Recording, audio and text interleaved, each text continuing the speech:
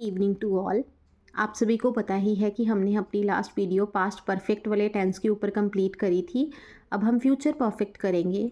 Future refer करता है आने वाले टाइम को, कमिंग इवेंट्स को। तो इसके भी 4 केसेस हैं हमारे पास, चाहे तो आप 3 मान लो और फोर्थ वन जो है उसे थर्ड का सब पार्ट मान लो, या 4 केसेस मान लो, जैसे आपको ठीक लगे, बस आपको अंडरस्टैंडिंग होनी चाहिए। First one is affirmative, second is negative, third is interrogative, fourth is interrogative negative. तो एफर्मेटिव का रूल हम सबसे पहले देखेंगे। सब्जेक्ट प्लस विल या शैल, विल या शैल मतलब दोनों में से एक लगेगा as per the requirement of our subject. After that have, verb की थर्ड फॉर्म और ऑब्जेक्ट। कंप्लीट आप रूल देख सकते हैं। अब आपको यहाँ पे एक चीज़ की कन्फ्यूज़न क्रिएट हो रही होगी कि मोडाल भी लगा है और हेल्पिंग वर्ब हैव भी लगी है। ऐसा क्यों? क्योंकि बच्चे फ्यूचर शो करने के लिए विल और शैल हमें चाहिए ही चाहिए। अगर विल या शैल नहीं लगाएंगे तो फ्यूचर नहीं रिप्रेजेंट हो पाएगा। और परफेक्ट कहता है कि उसे वर्ब की थर्ड फॉर्म चाहिए।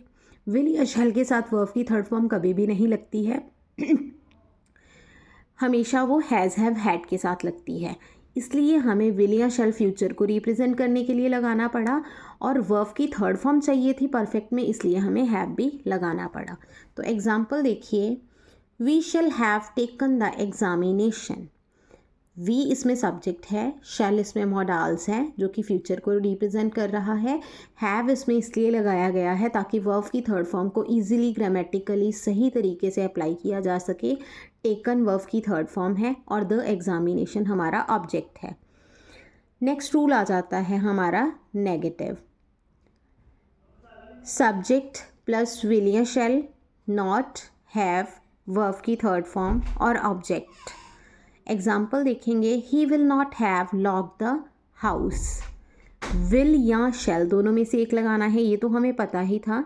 एक यहाँ पे और चीज़ याद करने वाली है कि अगर हम विल हैव नॉट लिख देते या शैल हैव नॉट लिख देते तो वो दोनों ही गलत होते, ग्रामेटिकली वो सही नहीं है। इसको सही लिखने का तरीका यही है कि सब्जेक्ट के अकॉर्डिंग अगर विल लगना है तो आप विल नॉट हैव लगाइए, और अगर शैल लगना है तो आप शैल नॉट हैव लगाइए। नेक्स्ट है इंट्रोगेटिव।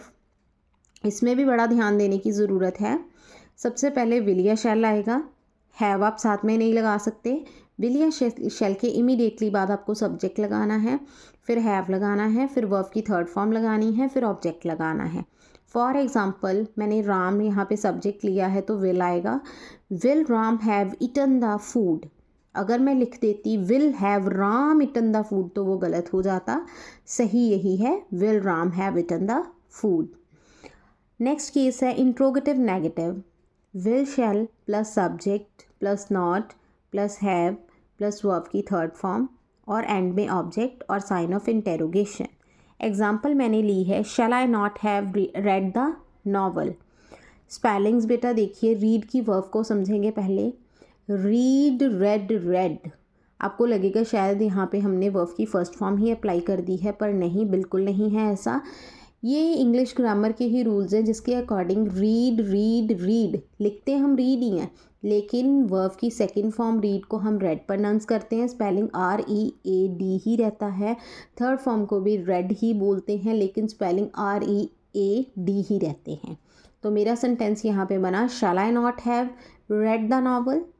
तो इसमें भी आप shall not I have read the novel नहीं लिख सकते थे। नॉट हैव पीछे आएगा, आगे उसके सब्जेक्ट आएगा और मॉडल्स स्टार्टिंग में आएंगे। ये कुछ एक बहुत ही ज़रूरी चीज़ें हैं जो कि बच्चे गलतियां कर जाते हैं। इनका बहुत ध्यान देना है आपने। मैंने जो आपको साथ साथ बताया है कि इनकी प्लेसमेंट किस अकॉर्डिंग होनी है। अब हम करेंगे ट्रांसलेशन हिंदी से इंग्लिश में। हम परीक्षा दे चुके होंगे, आप रिकग्नाइज कर पा रहे हो, जैसे कि मैंने how to identify the form of tense में आपको सारा कुछ बताया था। We shall have given the examination, हमने प्रॉपरली पूरा सेंटेंस बना दिया है।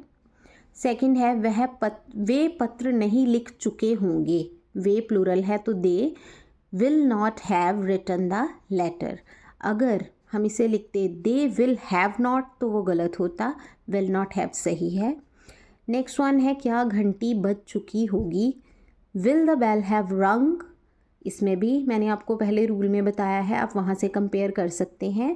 इसमें एक नई चीज़ है कि ऑब्जेक्ट मिसिंग है, वो मैंने जानबूझ के एक ऑब्जेक्ट मिसिंग वाली एग्जांपल उठाई है ताकि आपको कन्फ्यूज़न ना रहे।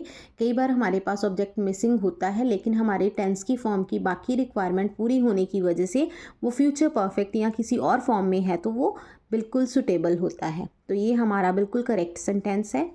फोर्थ वन है, क्या सूरज नहीं उग चुका होगा? Will the sun not have Ryzen?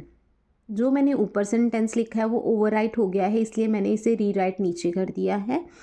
तो will the sun not have risen हमारे पास बिल्कुल करेक्ट सेंटेंस है। अगर हम will not have the sun risen लिखते तो वो गलत होता, क्योंकि जो फ्यूचर परफेक्ट है वो बच्चों को डिफ़िकल्ट इसीलिए लगता है क्योंकि उसमें उनको प्लेसमेंट की समझ नहीं आती है। मैंने आपको क्लियरली बता दिया है कि किस किस तरीके से लगना है। आप इस वीडियो को पूरा देखेंगे तो आपको कम्प्लीटली समझ आ जाएगा। नीचे मैंने फिर एक हल्की सी टिप दी है कि फ्यूचर परफेक्ट में विल हैव या शैल हैव लगेगा, आई और वी होगा तो शैल हैव लगेगा। सिंपल अगर कुछ और अनदर टर्म होंगी सब्जेक्ट में तो विल हैव लगेगा, और परफेक्ट है तो वर्ब की थर्ड फॉर्म तो होनी ही चाहिए। बाकी हर सेंटेंस में सब्जेक्ट ऑब्जेक्ट प्रेपोजिशन ये तो साइड बाय साइड चलते ही रहते हैं। I hope it will be very useful for you. Thank you so much for watching.